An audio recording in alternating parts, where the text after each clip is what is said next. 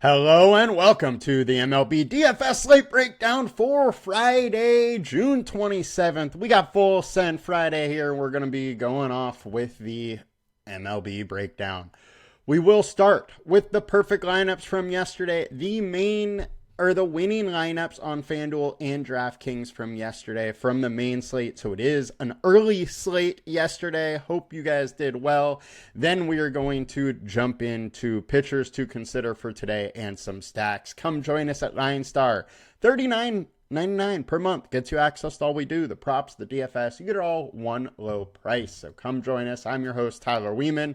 Now, let's jump into it. See what we can pull up today.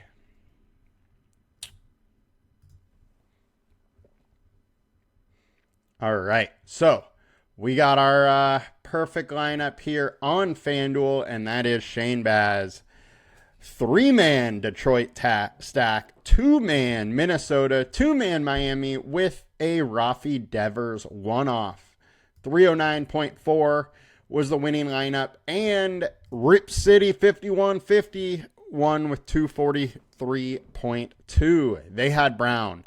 They had 3-man Detroit, 4-man Minnesota, and Walker. They took the chance on Minnesota in a very good spot, but big time weather chances, and unfortunately Minnesota went absolutely nuts. I faded them, and that pretty much ended my day.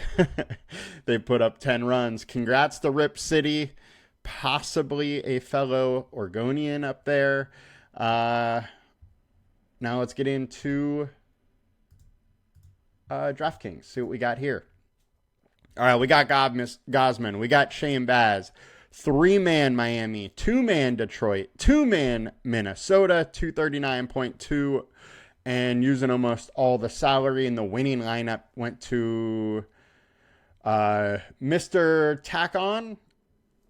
I probably butchered your handle, and if I did, I am sorry, but congrats on winning 50K. They had Sanchez, they had Baz. Sanchez went nuts with 11 Ks.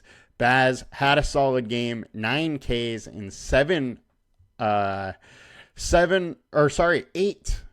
8 innings. So congrats to Baz. You had a day. Then we had a 5-man Miami stack, 2-man Detroit, 5-man Minnesota, 2-man Detroit, 1 off with Miami.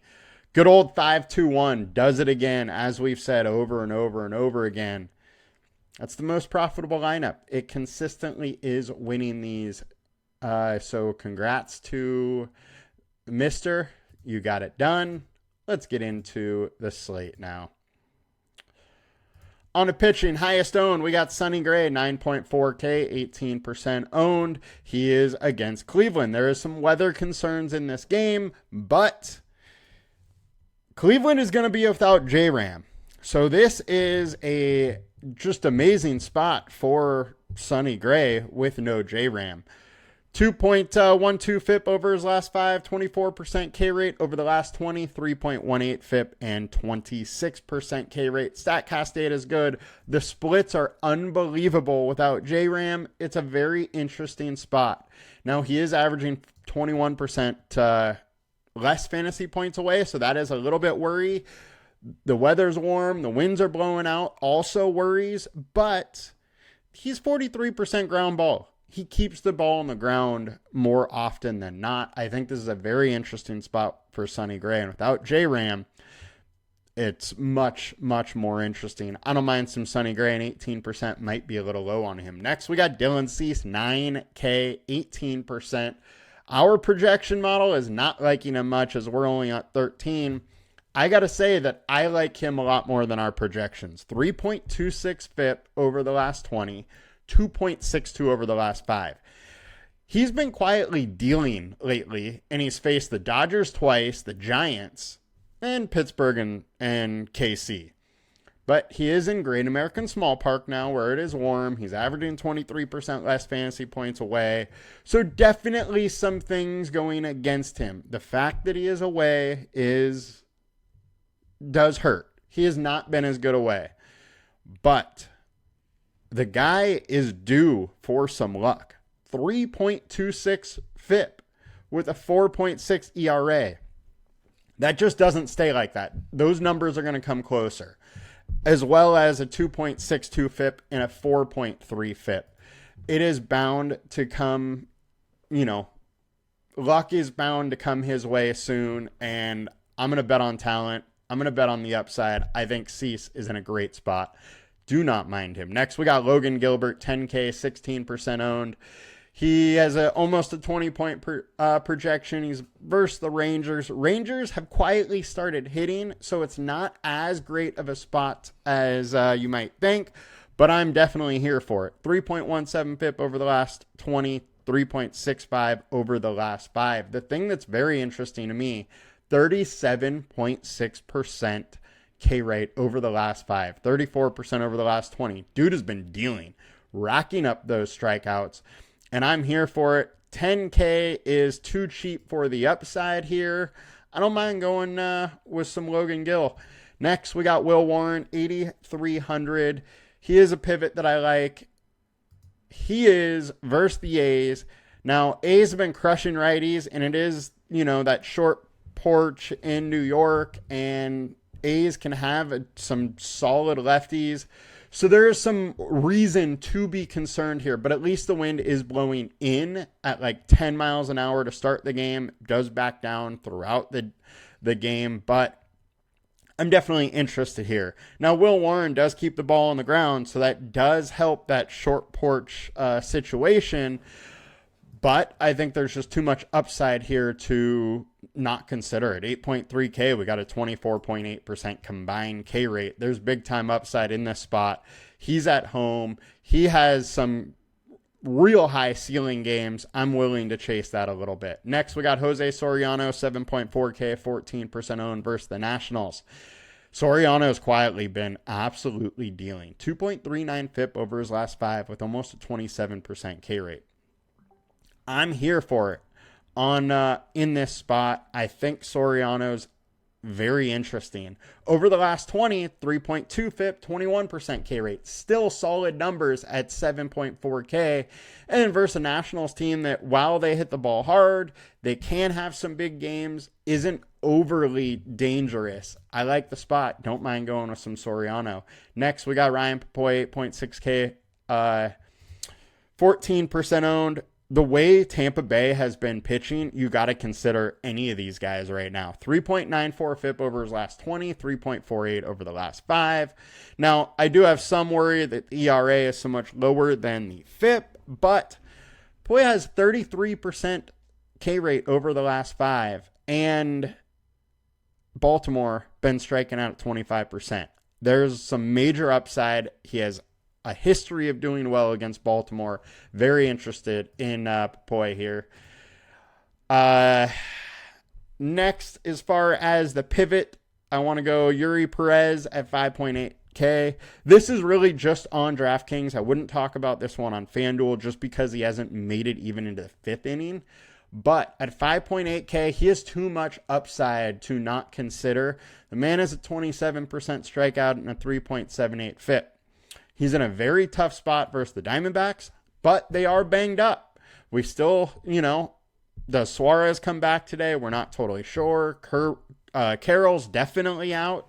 Those are two of their better hitters. So the Diamondbacks on the offensive side are a little bit banged up, and I don't mind trying to capitalize a little bit with a super cheap pitcher. Now, the issue is he hasn't been able to go deep, but he is going 89 pitches in his last start. So there is that chance that he could really get it going. Versus the Dodgers last year, he went 90, 83 pitches, 80, 93. Some of his high ceiling games are off only around 90 pitches.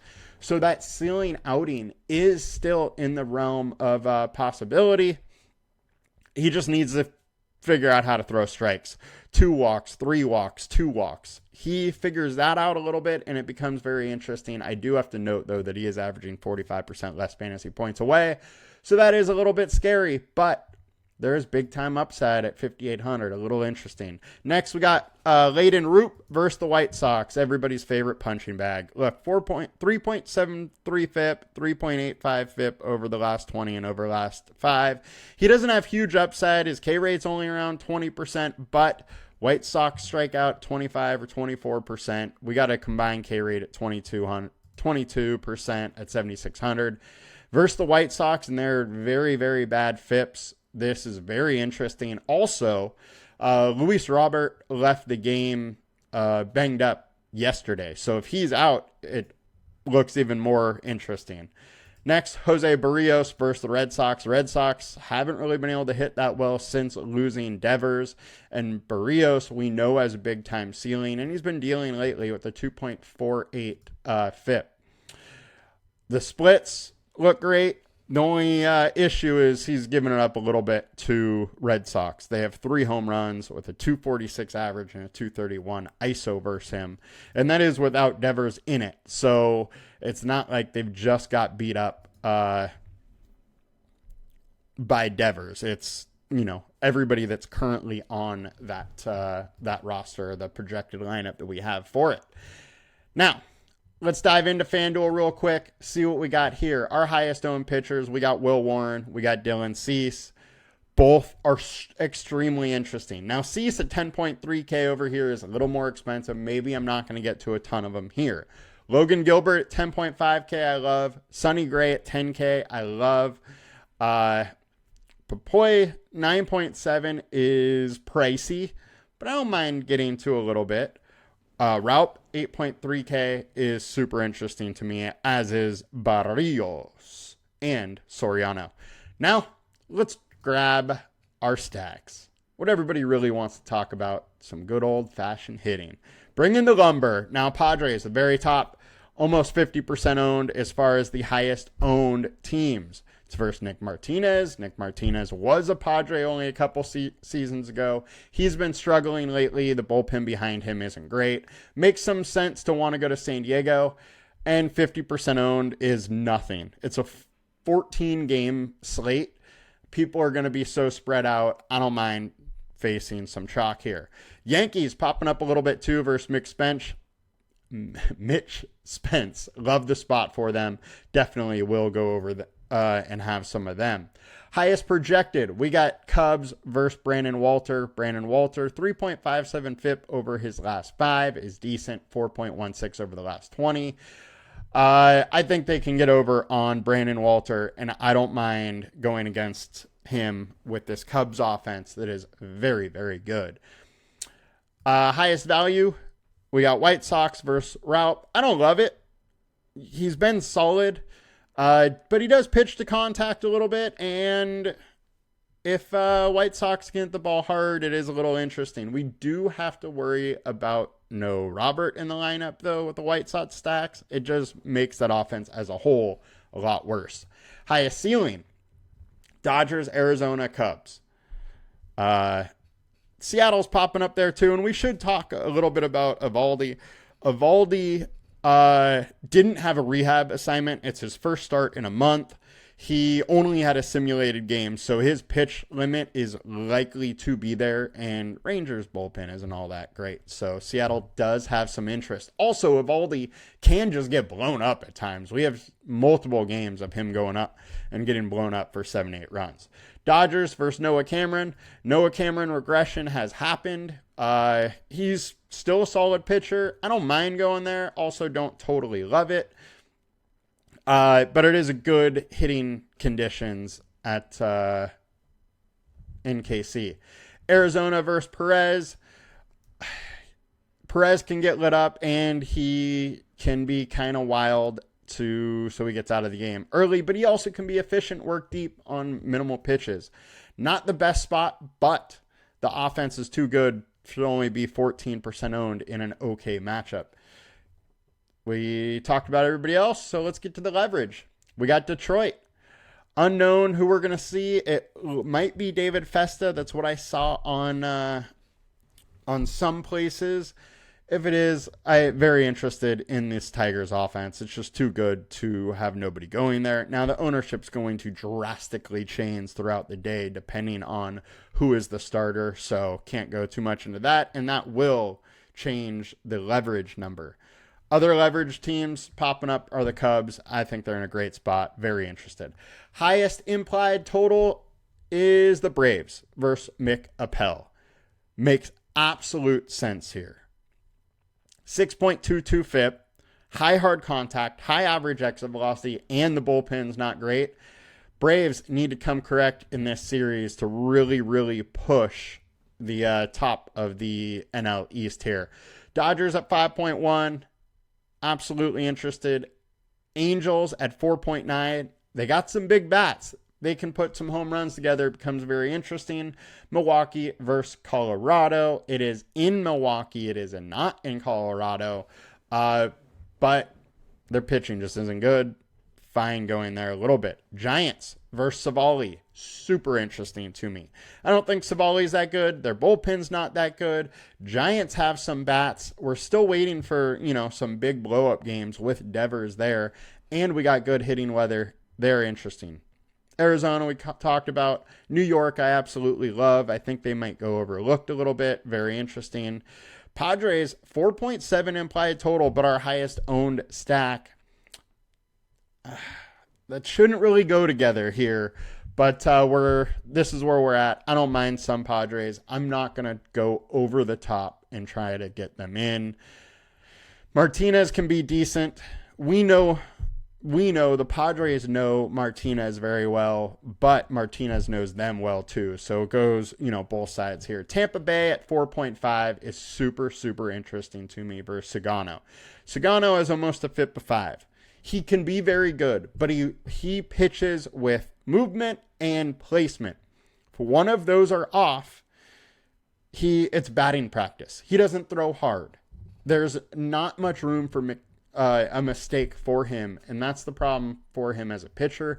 He is good though. 3.5 or 5 ERA on the season. I like him as a talent. I like him as a pitcher, but I also like to go against him because there's big time upside. KC versus Dustin May, fine, going a little, great hitting spot. Minnesota versus Sawyer Gibson Long, I think, is another smash spot, which I very much like. That's going to do it for us today, guys. I hope you have a good one. A lot of different ways to go. Huge 14-game slate. Let's make some money. We'll be back next week with some more. Y'all have a good one. Peace!